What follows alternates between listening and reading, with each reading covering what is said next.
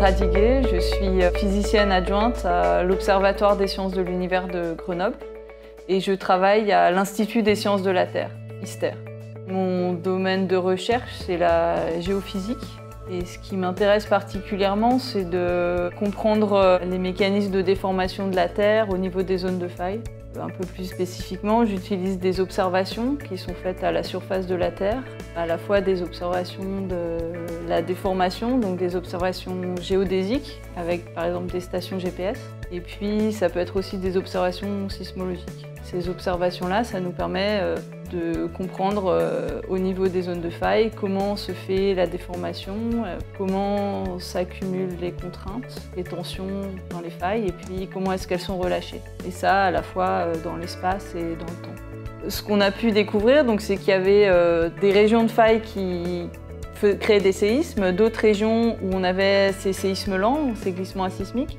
Et puis ce que j'ai pu mettre en évidence, c'est que en fait, il peut y avoir des interactions entre ces deux zones et que des glissements lents peuvent déclencher des séismes.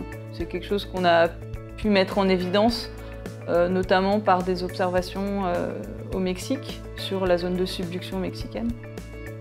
Et donc ça montre que tous ces processus et ces mécanismes de déformation, ils interagissent les uns avec les autres. Bon, je pense que la distinction que j'ai reçue, elle vient du fait que je travaille sur ces glissements asismiques qui sont des choses qui ont été découvertes relativement récemment. Et notamment, on a pu mettre en évidence le fait qu'on avait un lien entre les glissements asismiques et puis les séismes classiques, donc les séismes lents qui peuvent déclencher des séismes dans certains cas. Nous, on l'a mis en évidence à partir d'observations de manière assez convaincante, ce qui n'avait pas pu être fait avant.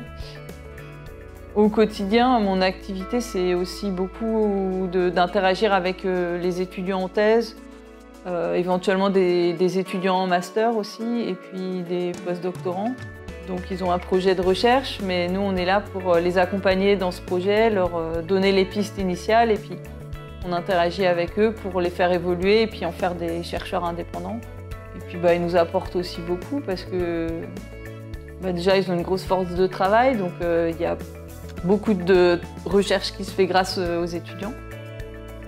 Ce que j'apprécie dans la recherche, c'est quand on arrive à travailler de manière collaborative avec différentes personnes et que ça se passe bien. Enfin, quand on arrive à interagir avec des personnes d'horizons et de spécificités variées. Faire en sorte que cette collaboration se passe bien, c'est déjà en soi quelque chose qui n'est pas scientifique, mais qui est, je trouve, important pour moi.